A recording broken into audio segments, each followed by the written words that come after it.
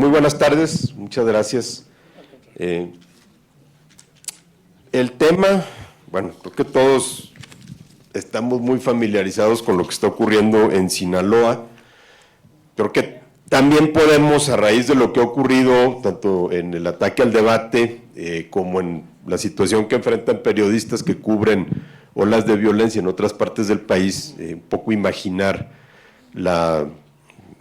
las dificultades que tienen los medios de comunicación, los reporteros, los editores, para cubrir un tema tan delicado y sobre todo tan abrupto y tan repentino como lo es una explosión de violencia en Sinaloa, aunque en realidad no eran ajenos ni totalmente ignorantes de cómo cubrir una situación así. Fue un giro tan radical, ¿no?, tan abrupto, que agarró a los medios desprevenidos. En mi caso, viendo lo que estaba ocurriendo en la ola de violencia que se desató a raíz de la detención del Mayo Zambada, sí recordaba un poco los episodios que vivíamos, por ejemplo, en la comarca lagunera y las dificultades que era cubrir eso. Incluso los ataques a los medios eran similares. Entonces, para platicar de eso, desde Sinaloa están Gustavo Lizárraga, quien es editor web del diario El Debate, uno de los principales medios de Sinaloa, también objeto de un ataque. Juan Vélez, director regional para Sinaloa de la Organización Editorial Mexicana, también un reportero de muchísima trayectoria, particularmente cubriendo temas de seguridad, y Jorge Luis Sierra, consultor, especialista en seguridad de periodistas, que nos va a aportar una visión más externa, más desde arriba, y de cómo se ve. Estos temas creo que son parte de una conversación continua, ¿no?, que hemos tenido a raíz de lo que ocurre, por ejemplo, en Ciudad Juárez, o en la comarca lagunera, o en Guanajuato, o en Michoacán, en Tijuana. Bueno, ahora toca Sinaloa. Entonces, yo empezaría con Gustavo y con Juan, pidiéndoles que nos platiquen primero un poco sobre cómo están tomando las decisiones en la redacción, ¿no?, que abarcan desde la planeación de una cobertura, desde decidir a dónde no ir, y luego cómo deciden el tratamiento que se le da a la información.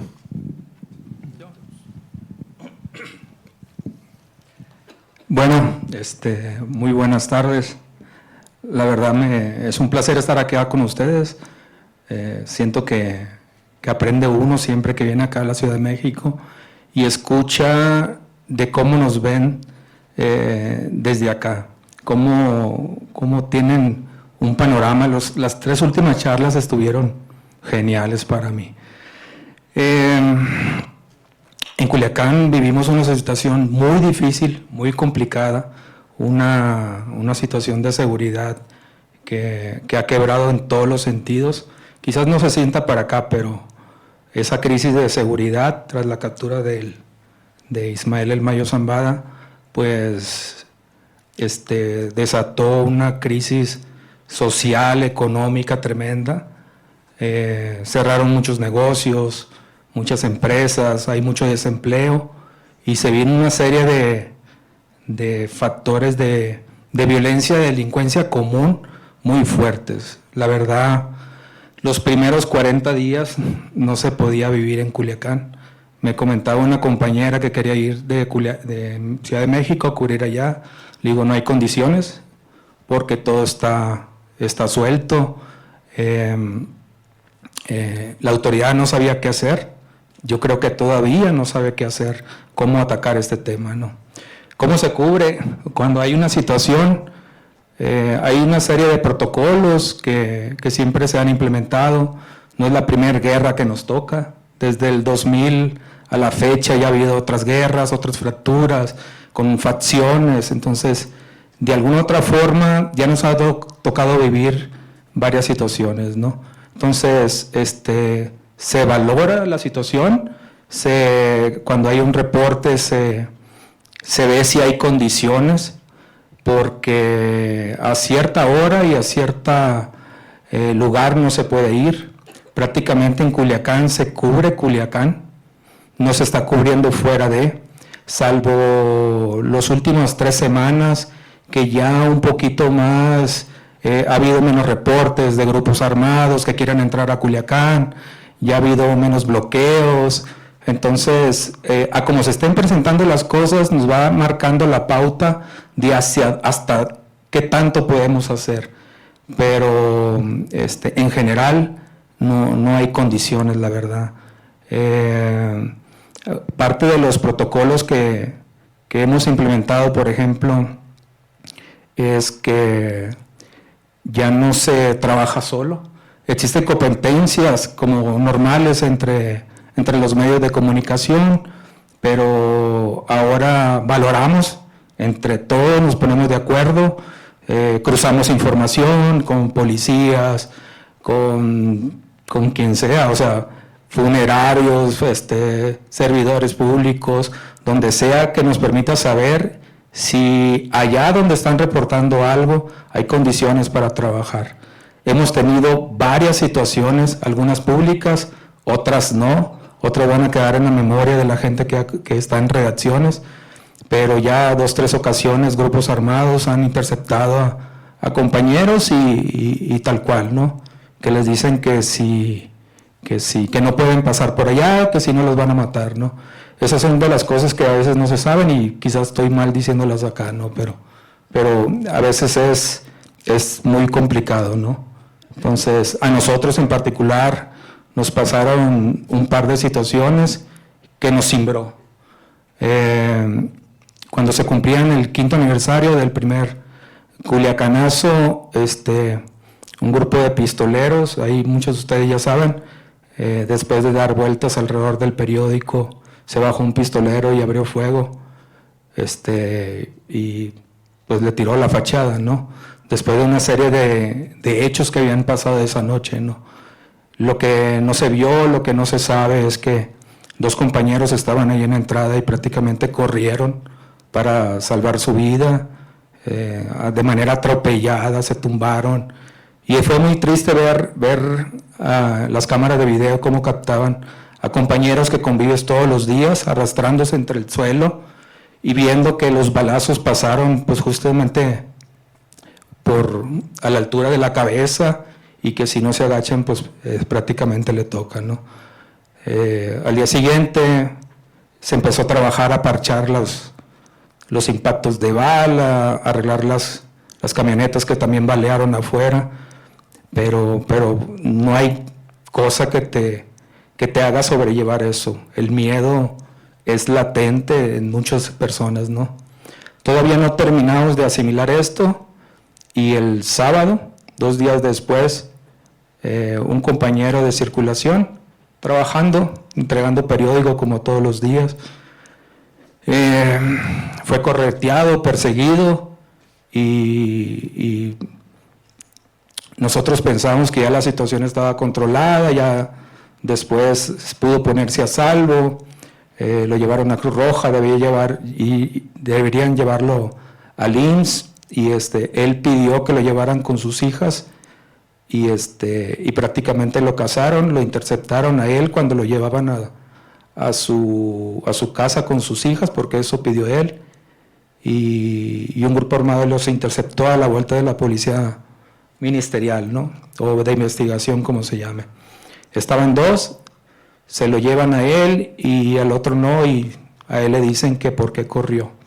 ¿Quién no va a correr a las 5 o 6 de la mañana cuando te intercepta un grupo armado y te corretea, ¿no? Entonces, si nos cimbró la situación de los balazos y causó miedo tremendo entre todo el personal, preguntándose si debían o no ponerse la camiseta de prensa, de debate, porque eso te protege o te vulnera. No sabes, son dilemas, ¿no? Entonces, en ese contexto, pues es muy difícil. Nos cimbraron los balazos, pero lo del compañero nos duele mucho. No sé cómo sean las redacciones en otras plazas, en otros estados, aquí en México, pero en una redacción como Culiacán, pues todos nos conocemos, ¿no? Todos convivimos, comemos juntos y todo eso, ¿no? Y ahorita pues hay un faltante, un compañero, ¿no? Y es muy difícil, ¿no? Entonces, Me fui por otro lado, perdón, pero estaba hablando de eso. Bueno, sí, gracias, buenas tardes. Pues sí, abonando a lo que dice Gus, es un poco la dinámica de la violencia, cómo ha evolucionado en este último año en la capital sinaloense. Yo estoy a cargo de las dos editoras en Mazatlán y en Culiacán, de la Organización Editorial Mexicana en Sinaloa, y es muy diferente lo que se vive en Mazatlán con sus matices a lo que se vive en Culiacán, pese a que geográficamente hay una distancia de 2 horas por carretera. Precisamente platicando con Javier sobre el tema de la conexión carretera, la violencia afectó las vías de comunicación que conectan el sur de Sinaloa con Durango, con Coahuila, y pues la afluencia turística al puerto de Mazatlán bajó muchísimo en los últimos meses, ¿no? Ese es un factor que está ahí latente, que ya el turismo se ve afectado. Nosotros en Culiacán, nuestro protocolo de seguridad es muy movible y muy cambiante, ¿no? La experiencia que hemos tenido algunos integrantes de la redacción en coberturas de alto riesgo nos lleva a tomar decisiones sobre la marcha dependiendo de cómo está la situación la noche o los días previos. Últimamente hemos tenido del 25 de julio para acá, que sería como en la línea de tiempo un antes y un después, con el secuestro, el presunto secuestro del Mayo Zambada, y con el inicio abierto de las hostilidades el 9 de septiembre, ¿no? Era algo que se venía anunciando informativamente, y era algo que estaba latente en el campo al salir a reportear, ¿no? Hay un asunto ahí con los reporteros y con los fotógrafos en los que nosotros desde el principio lo fijamos muy claro, ¿no? Tenemos que estar plenamente identificados como reporteros del Sol de Sinaloa, del Sol de Mazatlán. Tenemos que saber cuáles son nuestras rutas, dónde estamos, dónde está cada quien, qué es lo que se está cubriendo, y valoramos esta parte de la información. Cuando tenemos una información exclusiva, si vemos que la autoridad no ha dado un pronunciamiento, nosotros preferimos aguantar la información, ¿no? Cuando la autoridad ya hace el anuncio de la información que traemos, entonces contextualizamos, abonamos y tratamos como de enriquecer más el contenido. Procuramos siempre, no sé si podamos, Ale, ver un poco el asunto de nuestra cobertura. No está centrada exclusivamente en el conflicto entre los grupos criminales, ¿no? Por ejemplo, algo que nos pasa en el día a día, ¿no? En el ir a comer o salir por las tardes, que los mismos taxistas, el mismo camionero te diga que hasta las 5 o 6 de la tarde se puede trabajar, ¿no? El hecho de que los meseros, los taxistas, toda la gente que depende de la industria pues, restaurantera y de bares en la noche estén prácticamente quebrados, pues te dice una idea de cómo está, ¿no? El asunto de las escuelas también, ¿no? Una rebelión de los padres de familia en los primeros días para que las autoridades tomaran medidas de seguridad para la llegada y salida de los alumnos. Al no haber esas medidas y la autoridad insistir en que no pasaba nada, pues los padres se rebelan, ¿no? También tuvimos, por ejemplo, esa portada es de lo que menciona Gus, ¿no? Del jueves, que se cumplió el jueves 19 de octubre. No, 17 de octubre. Ese día sí fue realmente fatal, porque no solamente fue el ataque a las instalaciones de nuestros colegas en el periódico El Debate, sino prácticamente desde las 3 de la tarde, 2:30 de la tarde, no hubo un momento en que la redacción no se sacudiera por todo el caudal de información que nos estaba llegando, ¿sí? Y era entre la desinformación, que esto es clave, y lo vimos desde el 2019, cuando ocurrió el primer Culiacanazo. Las redes se saturan de versiones sin confirmar, y muchas veces abona al hecho de que se estén viralizando información que no es verídica, que no tiene forma de verificarse, y hay una intencionalidad en ello.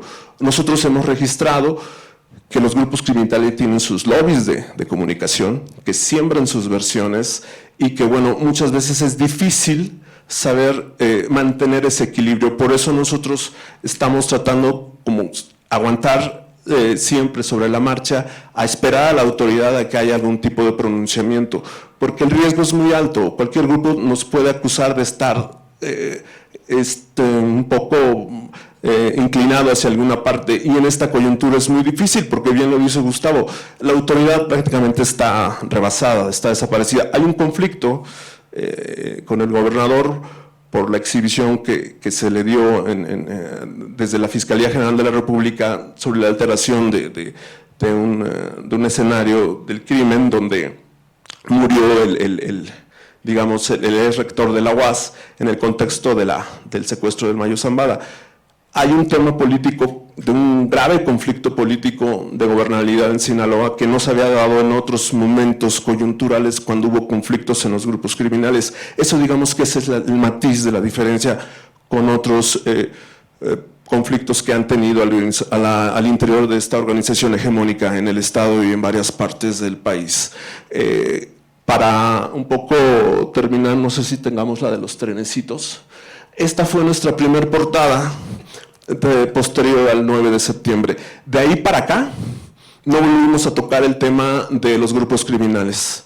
No, hicimos una explicación casi con palitos y bolitas, casualmente para el público juvenil, y fue un trabajo que circuló mucho, se leyó mucho, pero después de eso ya no volvimos a tocar el tema de los grupos criminales. Tocamos el tema social, nos enfocamos más al tema de la economía, el tema de las colonias, las zonas silenciadas, pero algo muy importante, ¿no? Tratamos como de concientizar a la parte de la gente que nos sigue, que nos lee, sobre la importancia de no darle vuelo a la desinformación, ¿no? Porque muchas veces el temor que nos impregna estando en Culiacán, estando en Mazatlán, es precisamente todo lo que circula en redes sociales, que el 90% es falso, ¿no? Hay muchísima información que está sin verificar, entonces la gente se atemoriza. Este domingo hizo un mes que en Mazatlán tuvimos nuestro primer evento relevante, en la noche del domingo, que hubo un enfrentamiento hacia la salida norte, hacia Culiacán, y el lunes parecía zona muerta. Las escuelas, la misma autoridad hizo un llamamiento a que nadie saliera de sus casas en día lunes. Entonces, el lunes muy temprano, 6, 7, no había nadie en las calles, 8, 9 de la mañana, no había nadie en las escuelas, ¿no? Realmente sí es muy triste ver cómo este tipo de situaciones afectan a toda la sociedad en su conjunto, pero también hay una responsabilidad por parte de quienes estamos en los medios de comunicación como para formar un dique de contención a toda la desinformación que abona al temor y le hace el juego a este tipo de organizaciones que abona para ellos también en sus intereses, ¿no? Creo que aquí Javier haría un alto.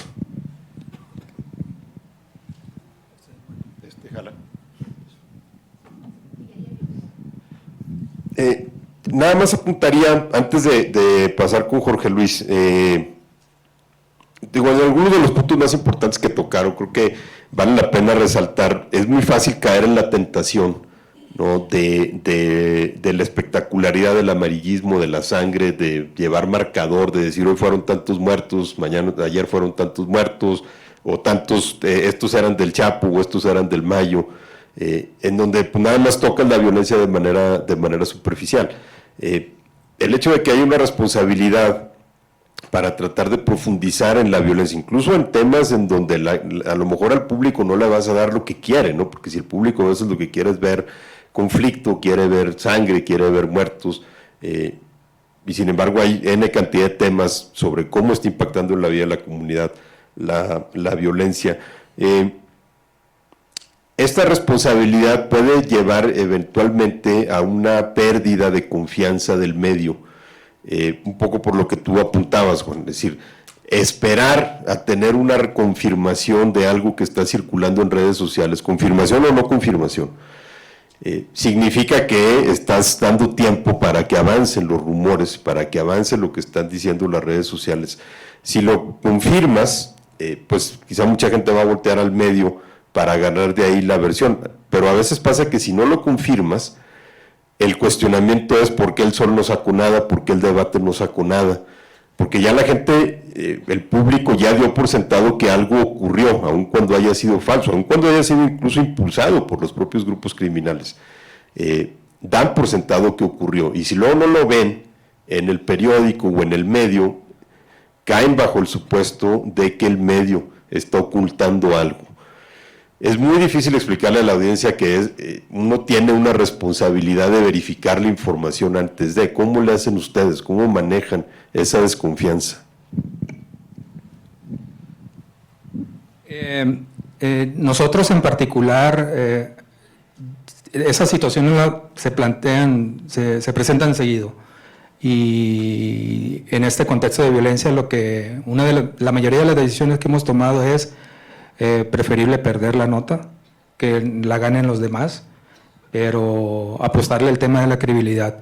Como hay tanta información, lo que decía Vélez Díaz, no se imaginan, la gente está hiperinformada, incluso a veces más que los medios de comunicación, comparten cosas, esto. Yo fui a la escuela con mi hijo el otro día y me asusté a final de cuentas. Los padres de familia que antes, oye, ¿cómo va tu hijo? Los temas de conversación son el tema de la pelea que hay. Oye, acá pongo Corito, oye, ya se movieron, oye, aquí en Culiacán, oye, el convoy, es esto. Los padres de familia platican eso. No es que se quiera, es que casi como un instinto de sobrevivencia.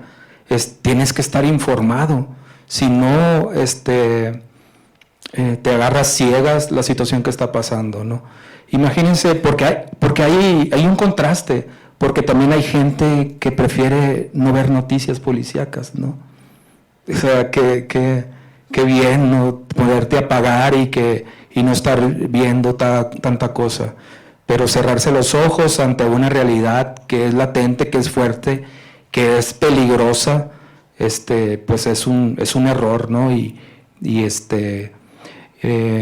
Bueno, volviendo a lo primero, nosotros preferimos perder a cometer un error, como han cometido muchos, y nosotros también. Hay que aceptar, porque a veces los medios de comunicación no aceptamos que nos equivocamos y nuestros egos nos llevan y la pelea por la nota, por la competencia con los demás.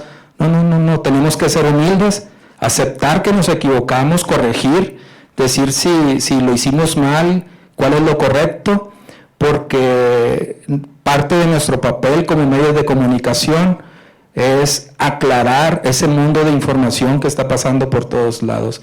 A veces te agobia, la verdad, te agobia todo el mundo de información, pero tenemos que actuar de manera responsable. Preferible que digan, y sobre todo ahorita que hay toda la inmediatez, es tremendo, ¿no? Pero preferible que digan que saliste tarde, a salir mal.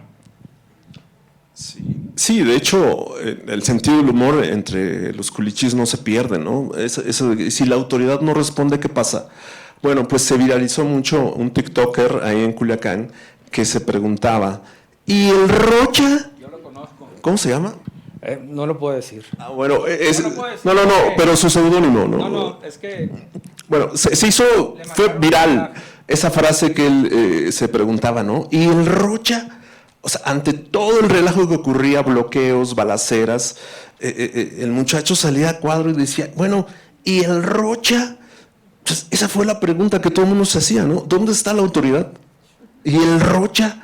¿No? Empieza la temporada de béisbol, está volando un helicóptero sobre el estadio de los Tomateros con una bandera blanca, ¿no? Pues alguien le puso ahí, ¿y el Rocha? O sea, por todos lados, ¿y el Rocha? Pues a las 2 semanas, el gobernador, aquí estoy. Ah, sí, pero pues ¿dónde estabas, no? Cuando se te necesitaba. Entonces, mucho es eso. La autoridad se ha visto obligada a salir a cuadro, a dar ya reportes de hace 2 semanas, ¿no, Gus? Todas las mañanas ya está dando un reporte. Sí, ¿verdad? Sí, todas las mañanas a las 9 de la mañana. A las 9 de la mañana ya está mandando el reporte de los... Minimizaba, ¿te acuerdas? Minimizaba todo. Sí, minimizando. Por eso el asunto de darle voz a restauranteros, a padres de familia, maestros, conductores de autobuses, estudiantes que vienen de las comunidades aledañas a Culiacán, la misma dinámica comercial de pescadores, los mismos proveedores del mercado de abastos. Si hay un asunto social que late debajo de este escenario de inseguridad, que está vivo y que necesita, como lo mencionaron aquí en mesas previas, ser cubierto, ¿no? Necesitamos darle voz a esa parte de la sociedad que no la tiene normalmente, que no está atenta a las redes sociales, que no está atenta a los medios de comunicación, pero que sí le beneficia el hecho de que se exponga a la situación por la que están atravesando.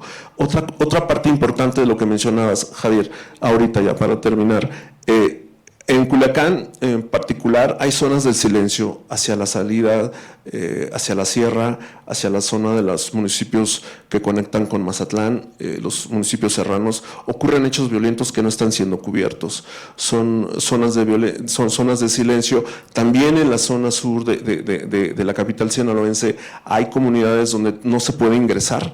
También un fenómeno que ocurrió primero en Michoacán y que después se vio en Tamaulipas es de que ya están apareciendo artefactos explosivos improvisados en el camino y están, algunos medios los llamaron minas antipersona, pero en realidad son artefactos artesanales que sí están causando vidas, están perdiendo vida gente inocente. Entonces son el tipo de sucesos que queramos o no nos enteramos y la autoridad tiene que decirlo, ¿no?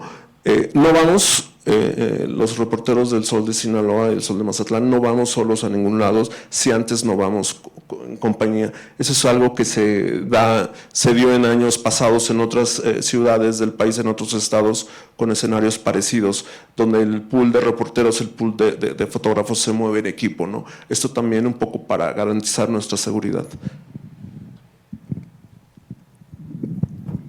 Esa es justo siempre de las primeras medidas que toman reporteros que están cubriendo incipientes escenarios de violencia. Es casi siempre de las primeras medidas que toman son como esas, por ejemplo, ya no vamos solos. Antes solía ser que el reportero llegaba al lugar donde estaba el muerto antes que la ambulancia y antes que el Ministerio Público y antes que nadie, ¿no? Y obviamente eso cambió y se volvió muy peligroso y empieza a haber ciertos acuerdos, ¿no?, de cómo vamos a ir a cubrir, incluso a veces también qué tipo de versiones se van a manejar como parte de protocolos incipientes. Y aquí es en donde yo te quería preguntar, Jorge Luis, porque tú has trabajado mucho con periodistas que están o que han vivido esto, sobre todo periodistas que de repente les toca, o de repente se te vienen encima, particularmente en Tamaulipas, ¿no?, donde podemos decir que hay una situación de violencia permanente, pero que en realidad siempre es cambiante.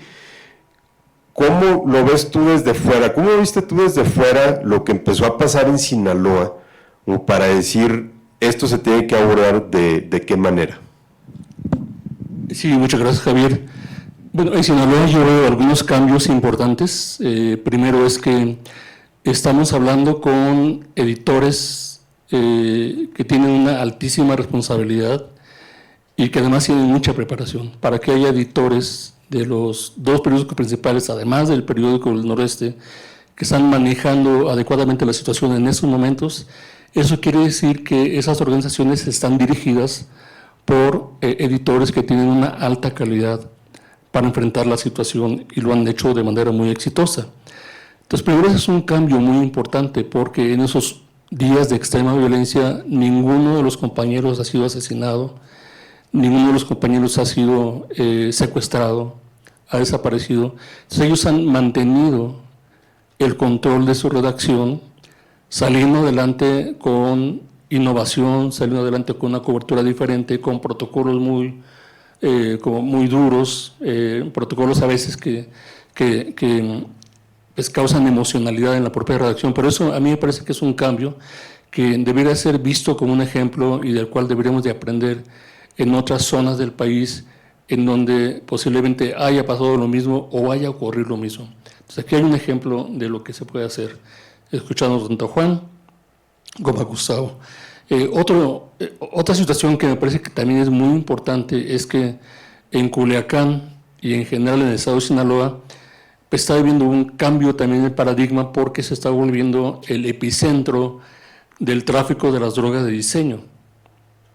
Y esto es un cambio generacional porque todo el conflicto entre las bandas rivales del narcotráfico, ustedes se acuerdan, empezó en los años 80, cuando llegó la cocaína a imperar el tráfico de drogas y México se convirtió en un país de tránsito de drogas hacia Estados Unidos. Ahí comenzó la violencia y ahí fue cuando murió Manuel Buendía, que fue de alguna manera en nuestra memoria el primer periodista asesinado en el contexto del narcotráfico. Y eso lo dijo Miguel Ángel Granados Chapa en su libro. Y a partir de ahí se comienza a ver una tendencia que nosotros no supimos advertir. Poco después de la muerte de Manuel Buendía en Tamaulipas, y un poco respondiendo a tu pregunta, Norma Moreno y el director del periódico Roberto Flores fueron asesinados en 1985 porque ellos estaban denunciando que el alcalde pertenecía a la familia de Juan Nepomuceno Guerra, que era el jefe del cartel del Golfo en ese momento. Entonces ellos se habían atrevido a publicar en las páginas del Popular de Matamoros una nota en donde habían visto que uno de los funcionarios vinculados con ese cartel había tenido un escándalo en una carrera de caballos, lo había publicado y le dijeron, oye, no te metas con él porque él es pariente de Juan Nepomuceno Guerra. Y a los 2 meses mataron al director y a Norma, que eran los personajes más importantes. Ni el director ni Norma abandonaron la ciudad debido a las amenazas. A Norma le preguntaron que por qué no se iba, dijo, es que yo aquí vivo, aquí están mis hijos, aquí van a la escuela. A Ernesto le preguntaron, ¿por qué no te vas? Y dice, no, es que yo no tengo cola que me pisen. Entonces, tomaron una decisión de no irse de ahí y en el ambiente tomar esa decisión era casi un asunto, pues, fatal para un periodista en un estado así. Tamaulipas ha sido uno de los estados en donde los grupos delincuenciales han desarrollado sus propias políticas de comunicación, sus propias políticas de control de medios, que han incluido la inserción de periodistas, entre comillas, pagados por el narcotráfico para controlar el flujo editorial. Y eso lo vimos en el Mañana de Nuevo Laredo, lo vimos también, esos intentos de penetración que hubo también en los periódicos de la región, de toda la región norte, y eran tendencias que estaban y que nosotros como periodistas no sabíamos manejar todavía, ¿no?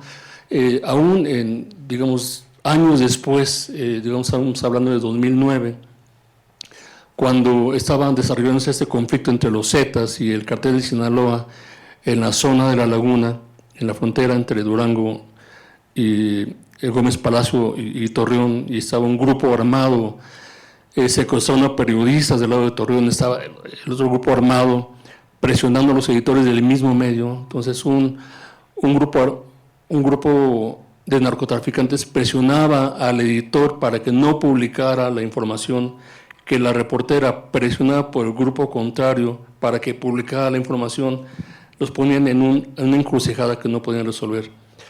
Entonces, lo que pasó en Tamaulipas fue que el narcotráfico tomó control de la vida de la ciudad, tomó control de las universidades, tomó control de las secretarías de seguridad pública.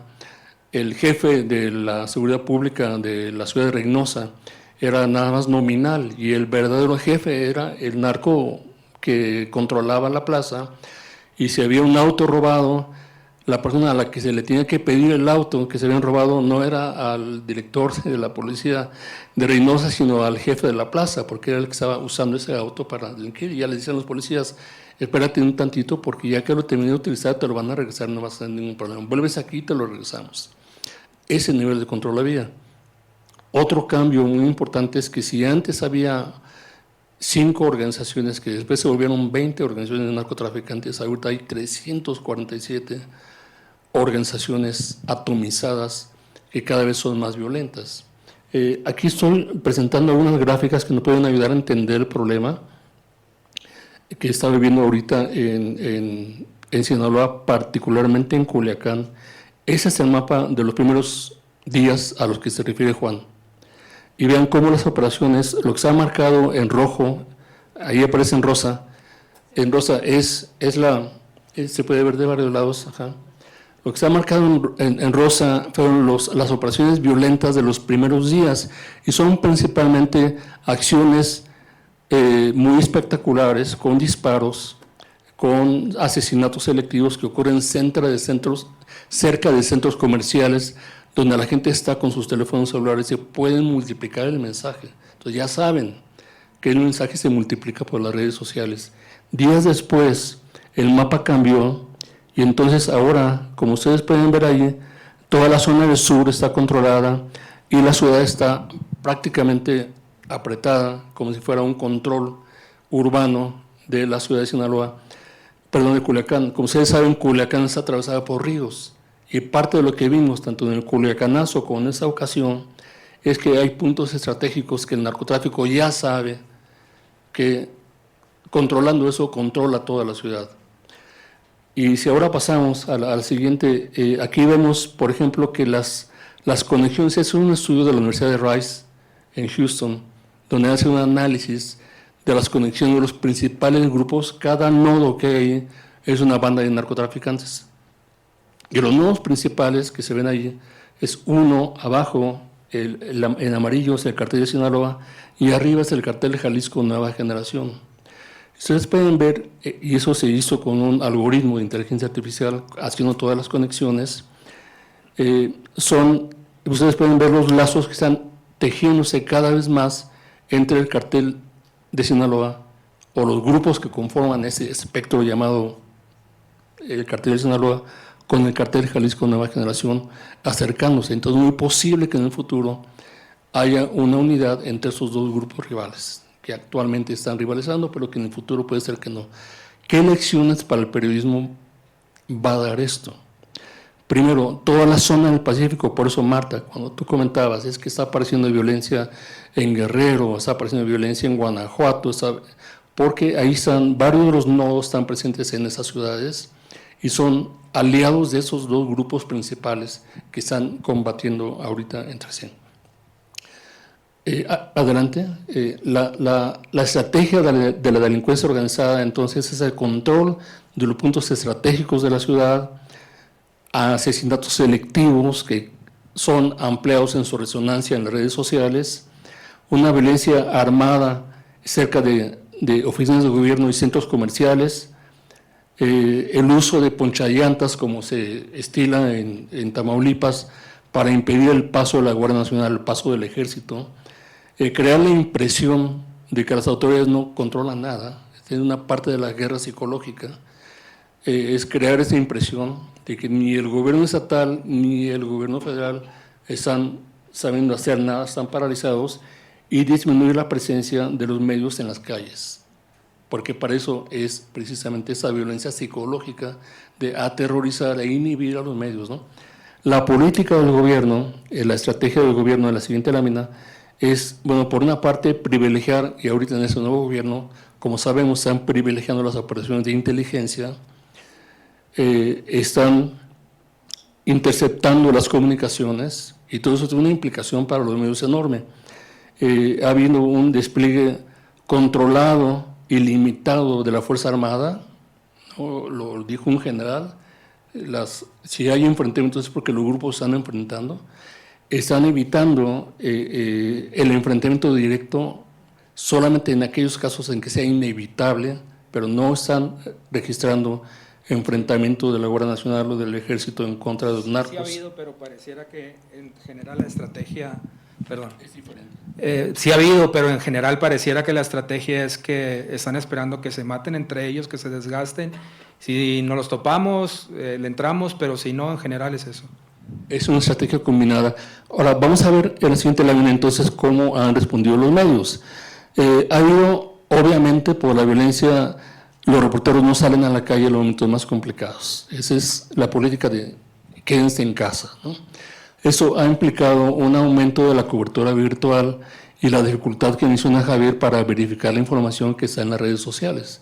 O sea, hay que tener muchas fuentes muy bien labradas para ser un periodista que sea eficaz en la cobertura en esos momentos en Culiacán. Hay que tener muchas fuentes, solamente periodistas como Gustavo, que tiene 20 años en el oficio, o como Juan, que tiene otros 20 o 30, pues han sabido desarrollar esas fuentes, tienen esa capacidad.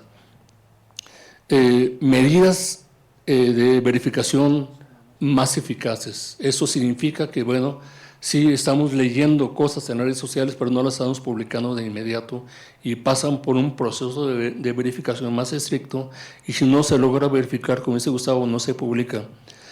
Fortalecimiento de los controles editoriales, hay la necesidad, porque no está todo desarrollado todavía, pero hay una necesidad de un protocolo de comunicaciones más adaptado a las circunstancias, debido a que hay en esos momentos Culiacán hierve de espionaje, ¿no? Hierve de inteligencia. Entonces todos los aparatos y los archivos y todo lo que es la información, digamos lo que llamamos en reposo, en discos duros, es información muy valiosa que está en riesgo, y por eso hemos visto en Culiacán y en Sinaloa, hemos visto que entra gente a las casas de los directores y les roba la información, les roba discos duros, les roba material, computadoras, etcétera, porque levantas la información que tienen los directores.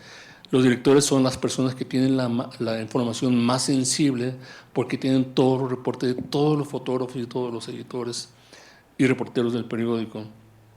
Ahora, esta protección también incluye la protección de los datos en tránsito, porque en estos momentos que hay tanto los narcos como los gobiernos están interceptando las comunicaciones.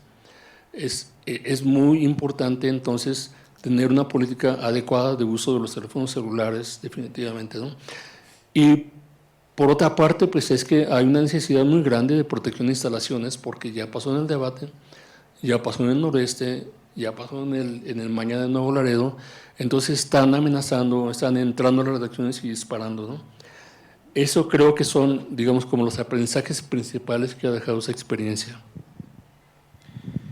Y que creo que también dan más o menos una idea de cuáles son los elementos para que un medio pueda empezar a hacer su análisis de riesgo y empezar a ver cuáles son las distintas amenazas o los lugares donde pueden estar expuestos a mayor peligro. Hay una diferencia, ahorita que mencionas el caso de Manuel Buendía o el caso de los asesinatos del Popular, a veces en las motivaciones que hay cuando un periodista es asesinado por un cártel de narcotráfico en un lugar donde el cártel es dominante, que cuando periodistas son asesinados en un lugar en donde hay una disputa. Las motivaciones son distintas. Cuando un cártel es dominante, normalmente es porque un periodista expone algo que obviamente ese cártel no le gusta. Cuando hay una disputa, como lo que estamos viendo ahorita en Sinaloa, como lo que ocurrió, por ejemplo, en Ciudad Juárez, puede haber una percepción de que el medio, por estar cayendo a veces en la tentación de privilegiar un conteo de muertos o de privilegiar sangre, se puede crear la percepción de que le está dando a veces más despliegue a los homicidios que comete un grupo que a los que comete otro. No porque tenga partido, sino porque hay unos que son más espectaculares o tienen más impacto visual que otros, ¿no? Yo siempre he dicho que los narcos tienen muy buen sentido de jerarquía editorial, entonces ellos saben que si tiran un cuerpo en una esquina, tiene cierto tratamiento, pero si ese cuerpo está decapitado, el tratamiento es mayor, y si el cuerpo está mutilado es todavía de primera plana. Saben muy bien cómo los periodistas pensamos en los términos tradicionales. Eso es lo que nos ha obligado a moderar o a cambiar la forma en la que abordamos estas noticias en particular, que no las podemos hacer de la manera tradicional.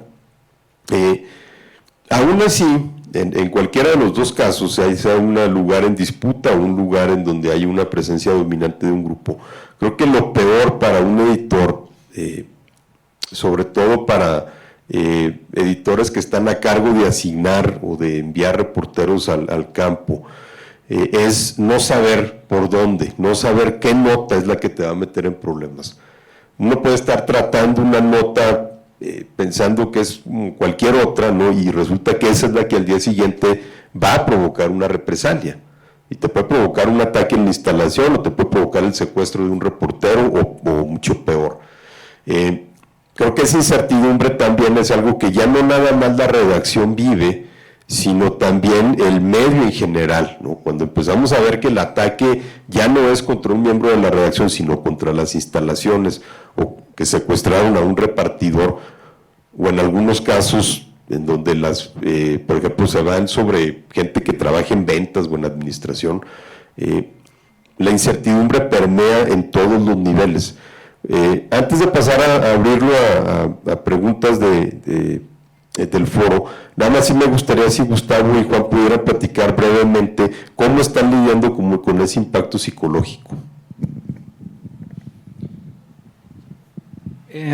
Yo creo que los que de alguna otra forma nos ha tocado cubrir en otras situaciones de conflicto y lo que se ha aprendido es tratar de bajar la información a las nuevas generaciones. Hay muchas redacciones que hay una como un cambio generacional. Hay muchos jóvenes, hay gente que tiene 1 año, hay gente que tiene 2, 5. Entonces, los que tienen más de 20, para no sonar tan viejito, y que hemos vivido otras cosas y que ya nos han golpeado ciertas cosas. A mí en particular sí he vivido por un tema de amenazas hace años, entonces el cómo sobrellevar eso después de que dicen de que te van a matar, es muy difícil, pues no duerme uno, ¿no? Entonces, cuando hay un ataque a un medio y todo lo que de alguna otra forma te ha tocado vivir, es tratar no de calmar, sino de crear conciencia a las nuevas generaciones de que debemos cuidarnos, de que no minimizar las cosas, darle el valor justo, tampoco de más, porque tampoco caer en una paranoia o algo que te paralice y que no te deje pensar de manera coherente, ¿no? Entonces, pero sí crear conciencia. Yo creo que es el papel que nos toca a las personas que ya hemos tenido otras experiencias y pues bajar, ¿no? Y tratar de que no tomen las cosas a la ligera, porque sí hay gente que toma las cosas a la ligera, sí hay gente que toma decisiones pensando, a mí no me va a pasar nada, no pasa, pero sí pasa. Ya han matado varios periodistas en Sinaloa, pues mataron a Javier, o sea, mataron a Humberto, a Gregorio nos mataron a inicios del 2000, un corresponsal que teníamos en Escuinapa. Alfredo Jiménez trabajó con nosotros gran parte de su vida profesional, fue a Sonora y lo desaparecieron. Entonces, ya ha habido mucha sangre de periodistas, pues. Entonces, hay que bajar la experiencia, lo que hayamos tenido y tratar de que no haya más, ¿no? Pero hay una incertidumbre. ¿En qué etapa de la guerra vamos? No sabemos. ¿Ya tocamos fondo? Tampoco lo sabemos, pues. Nuestro principal punto de referencia es el 2008, pero lo que está pasando tiene ciertas características muy particulares, pues, pero medio se parece, pero quizás vamos iniciando y los niveles de violencia tal vez pueden crecer, se puede ir a otros estados, no lo sé, hasta la misma Ciudad de México, pues. No voy a decir lo que me dijo el maestro, bueno, sí lo voy a comentar, perdón. Es que le dije a él, espero no abrir la boca de más, pues. Yo tengo muchos amigos aquí en Ciudad de México, los adoro, los aprecio. Me encanta que cada vez que pasa una situación charlo con muchos, porque de repente desde acá se puede tener otra percepción de las cosas que pasan allá. Quizás somos una nota breve a algo que a nosotros allá en Sinaloa nos duele mucho, pues. Pero hace años alguien ya con muchos años de experiencia en una ocasión me dijo, ¿puedo decir groserías? Sí, bueno, está transmitiendo. Me dijo, es que en Sinaloa los periodistas son unos pendejos, pues, y por eso los matan. Porque si fuera acá, o sea, aquí nosotros, y aquí no pasa nada, aquí en Ciudad de México, y todo eso, pues, entonces,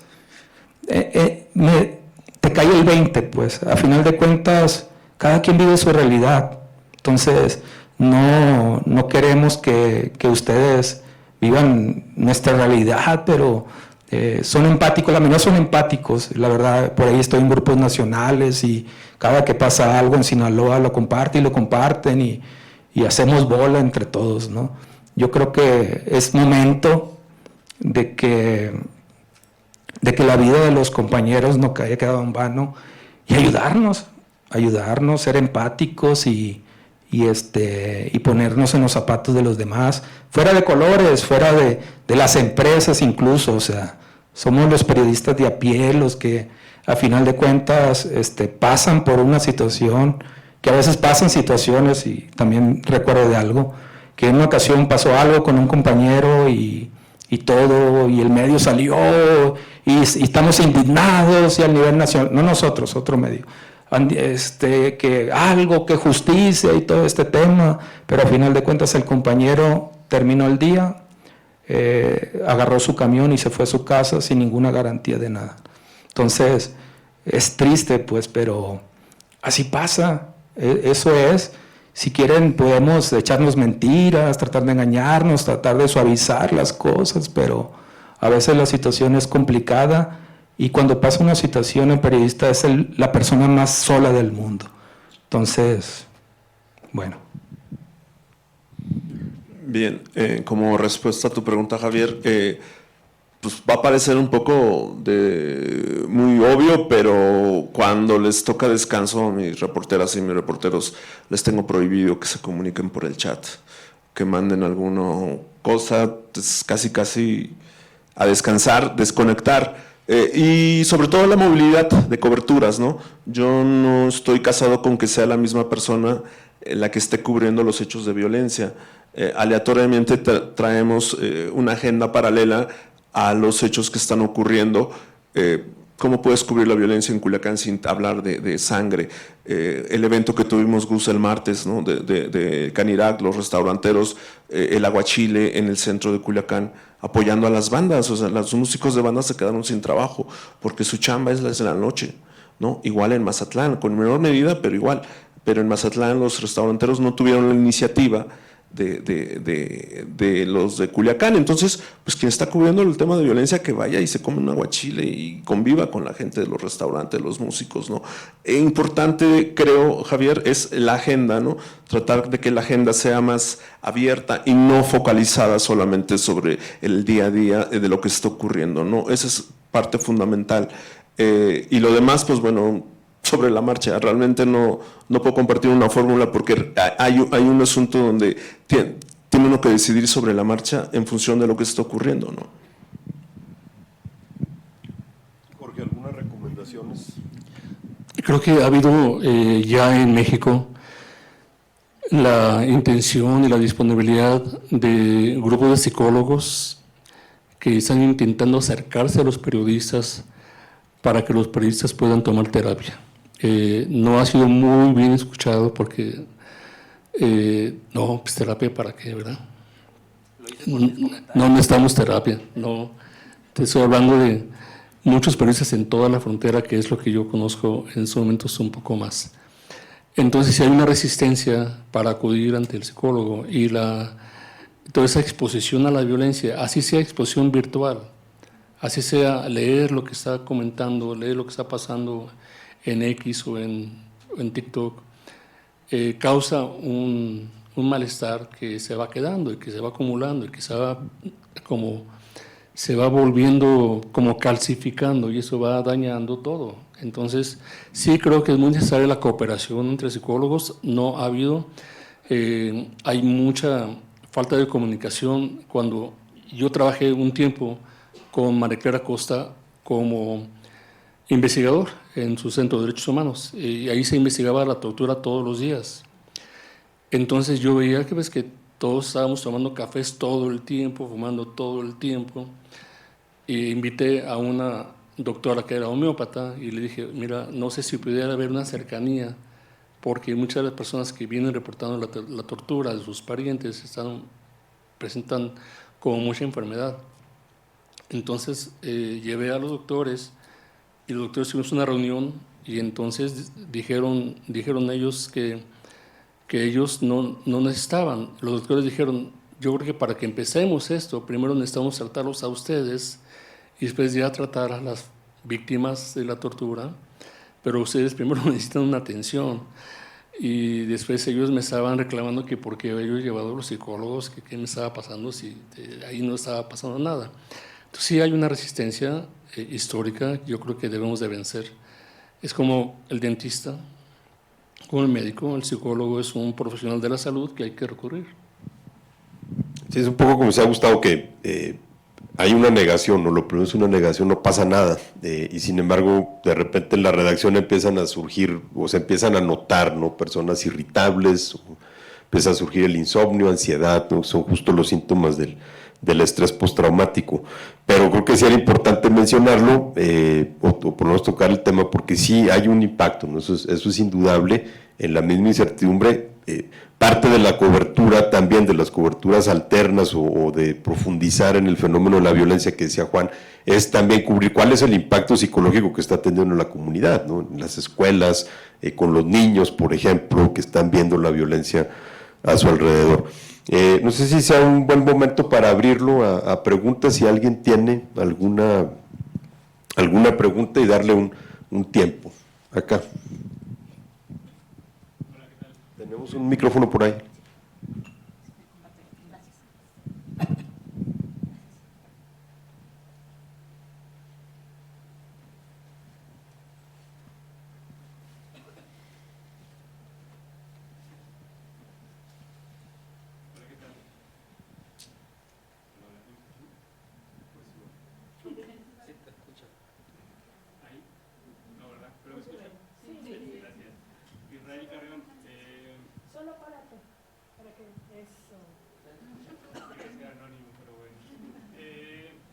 En este contexto hay una escalada de violencia, ¿no? Y partimos desde el primer Culiacanazo, el secuestro de la ciudad ya 2 veces, ahora durante un par de meses continuos. Desde su experiencia, pero también tomando, por ejemplo, lo que pasó en Nuevo Laredo, lo que pasó en Torreón, lo que pasó en Sonora, en Cajeme. Desde los medios y desde los colegas periodistas, ¿cómo hacer para que no normalizar este tipo de violencia, ¿no? Sobre todo, por lo que decían hace ratito, a la gente le gusta consumir este tipo de contenido. Entonces, ¿cómo hacemos para no normalizar esta violencia? Gracias. Para no normalizar la violencia. Tú hablas de... Sí, ya casi no escucho. Bueno, y menos sin micrófono. La normalización de la violencia es algo que es parte de la resistencia, ¿no? Desde las redacciones. Tiene que ver con el hecho de no reproducir los clichés que se manejan mucho en el lenguaje, en la cobertura de este tipo de escenarios informativos, ¿no? Abona mucho también el hecho de que hay como una serie de palabras muy recurrentes cada vez que se utilizan este tipo de notas informativas, ¿no? Yo me aviento muy seguido discusiones con mi equipo porque, bueno, pues yo les digo, a ver, ¿quién le puso Cártel del Sinaloa al Cártel de Sinaloa? ¿O por qué un gobernador decía que no era del Cártel de Sinaloa, del Cártel del Pacífico? Bueno, si los mismos narcos se ríen que les digan cártel, ¿no? Pues son redes, son familias, ¿sí? Son facciones, y digo, esta discusión editorial muchas veces a la manera de redactar tiene que ver con el hecho de que no normalices el uso del lenguaje que todo el mundo utiliza, ¿no? Hace algunos años, yo ya estaba en Sinaloa, me hablaron de un portal que va dirigido a un público juvenil, ¿no? Y la entrevista giraba en torno a puro cliché, ¿no? Oye, el cártel de no sé dónde contra el no sé quién. El momento que les puse un alto y empezaba a darles una explicación un poquito más con sentido del humor para decirle, a ver, espérate, no compres todo el discurso que te dan las autoridades, ni tampoco el discurso que viene del año 73, cuando se crea la DEA, a la fecha, ¿no? De hollywoodizar a los líderes criminales, que son uno entre 5, entre varios. Verdaderamente los que deciden no los conocemos, no dan la cara, ¿no? Se mueren en el anonimato.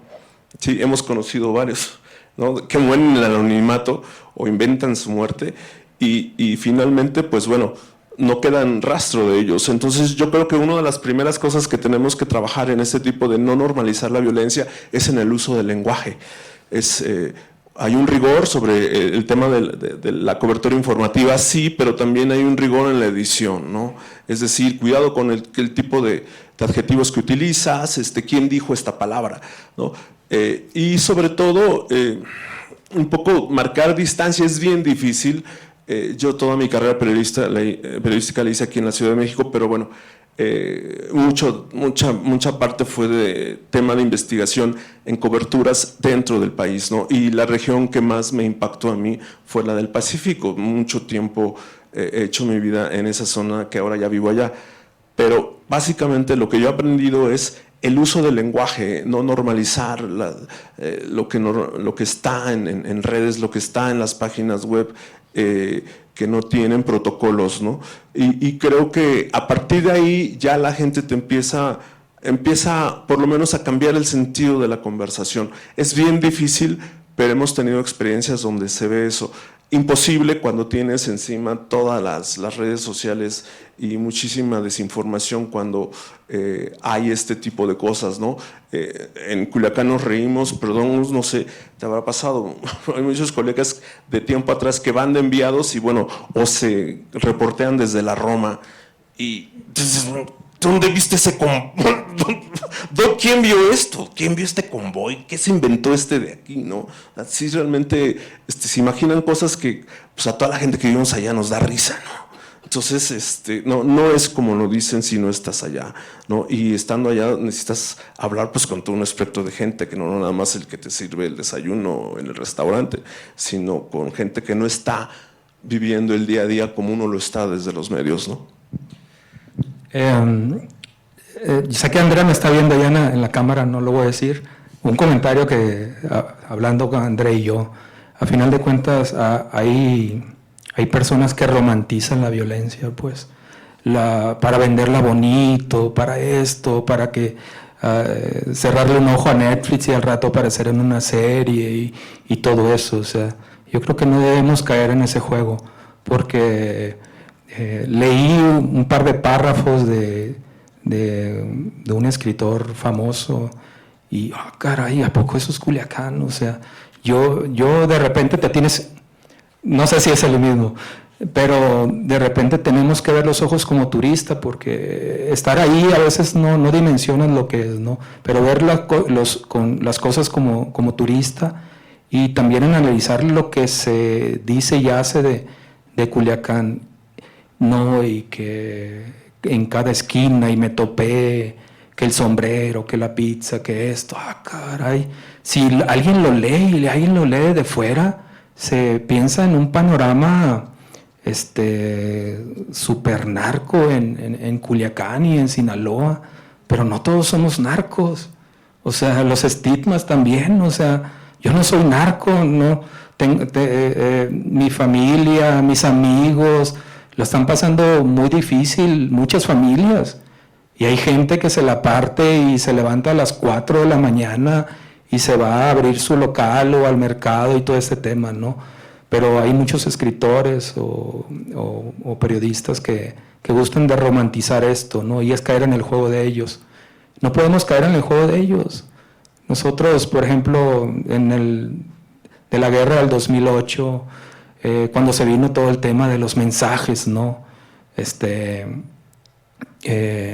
Solamente lo registramos, pues, pero ya no nos volvimos, como caímos en el juego varios, de estar reproduciendo el mensaje del narco. Y a ti te veían como medio para que, si quieres que se dé a conocer algo, pues entonces ponle el mensaje cerca, o la lona, o la cartulina, y estar quemando a personajes, o diciendo que esto es una guerra de información, y no podemos caer en el juego de los grupos, porque caer en el juego de los grupos es decir que ellos ganan, pues.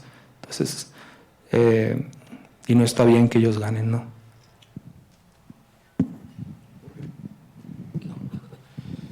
Nada más un comentario a propósito de lo que decías, Gustavo, sí, el que le llaman el periodismo de paracaídas, ¿no? Que llega alguien de fuera acá y está 3 días y luego se va y escribe una crónica, puede ser devastador para una región.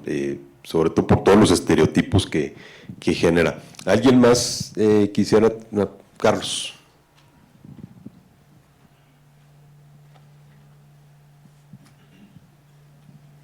Buenas tardes, Carlos Arredondo, de Vanguardia. Casi me respondiste a la pregunta, Juan, que a mí me ha dado vueltas en la cabeza, porque pues obviamente consumimos la información que se produce en Sinaloa, nosotros mismos la reproducimos en el medio, en Saltillo, pero una cosa que a mí me llama muchísimo la atención y que me resulta muy incomprensible es justamente lo que dice este tuitero. ¿Qué pasa con el gobernador? ¿Cuál es la sensación que hay? Porque yo creo que no alcanzamos a apreciar desde lejos lo que implica la actitud del gobierno, las sorprendentes declaraciones de cómo fue que el consulado de Canadá emitió una alerta por la imprudencia, como la calificó el gobernador, de decir que la gente no saliera de sus casas porque había una situación de riesgo. Es decir, hay una percepción de ausencia gubernamental, de control total de la criminalidad de las calles, o hay una normalización de una cierta connivencia entre ambas partes que se reparten, o el asunto es que sí, la violencia está focalizada en ciertos lugares y hay áreas donde la gente puede vivir con normalidad.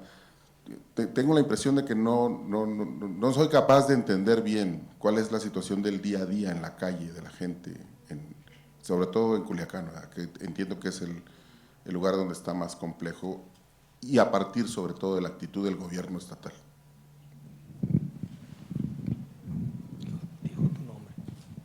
Sí, hay un vacío de autoridad. El día que acuartelaron a toda la policía municipal de Culiacán, ¿te acordarás, Gus?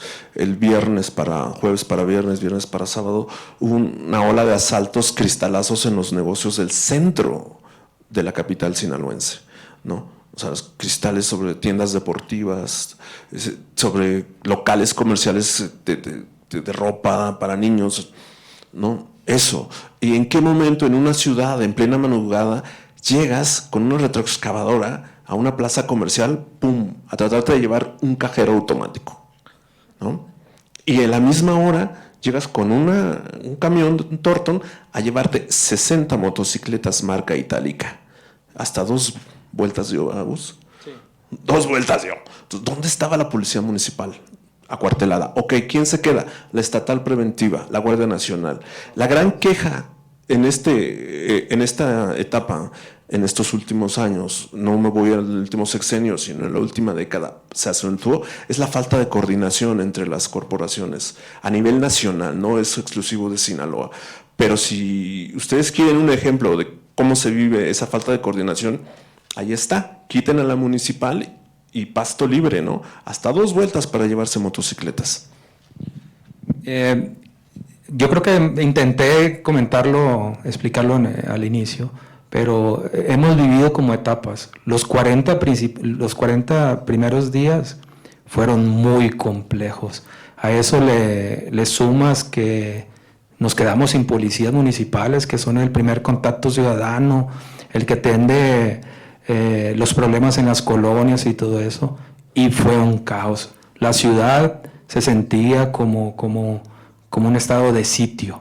Realmente a las 6, 7 la gente corría despavorida por llegar a su casa sin encerrarse, ¿no? No más para contextualizar, el día siguiente de que le quitaron las armas a los policías municipales, una tarde en 3 horas y media se cometieron los asaltos que en promedio se cometen en un mes en las tiendas de conveniencia, ¿no? Para no decir marcas. O sea, se cometieron más de 25 asaltos y ese mes cerró, no sé, como en 60, 70 asaltos, pues. Estaba la ciudad en descontrol total. Vacía, toda esa actividad nocturna se acabó, no hay nada. Era un terror salir a la calle, todas las personas, no por una paranoia imaginaria realmente había un miedo porque pasaban todos los días, voy a usar la palabra, levantones o privaciones ilegales de la libertad, despojos de vehículos, 10, 15 también robos de vehículos. Era un caos total. Las últimas 2 semanas, 3, ha bajado un poco, ya no están los convoys, ya no están los grupos, regresaron los policías municipales, para bien o para mal, ahí están, pues, tratando de hacer presencia en la calle. Ha cambiado un poco. Y hay un contraste, y puntualizamos mucho que está focalizado a Culiacán, porque la salida norte de Culiacán y es como otro ambiente. De repente sí reportan que grupos, o acá para el lado de Santa Fe, que obviamente muchos no conocen, pero es la zona norte de Culiacán, se han dado como, por ahí es como el que te conecta a varios poblados y ranchitos de la zona norte de Culiacán. Es una zona de entrada también para la ciudad, para donde anden estos grupos, pues. Pero en sí focalizado al centro, al sur y un poquito en el norte, en ese pedacito. Pero más allá, pareciera que no hay nada. Parte de los memes que también circulaban es que traían: Culiacán, muchas gracias, pero yo me voy. Y realmente mucha gente se fue. Y realmente todavía mucha gente quiere irse, porque todavía no hay trabajo para muchos. Están viendo cómo van a cerrar diciembre, a ver si van a continuar con sus empresas o no, a ver cómo cierra. Pero si no, en enero mucha gente se va. Vuelvo a lo mismo, ¿cuánto va a tardar esto? No lo sabemos, hay mucha incertidumbre, pues. Y sí, esos primeros días había un vacío de autoridad tremendo, ¿no? Y eso generaba un miedo existente, un miedo real. Bueno, desafortunadamente, porque puede seguir la plática durante 1 hora, 2 horas más, pero bueno, desafortunadamente se nos acaba el tiempo. Muchísimas gracias, Juan, Gustavo, Jorge Luis, y bueno, de veras el trabajo que están haciendo en Sinaloa es duro, es heroico, y ojalá que ya encuentren algo de levedad pronto. Muchas gracias.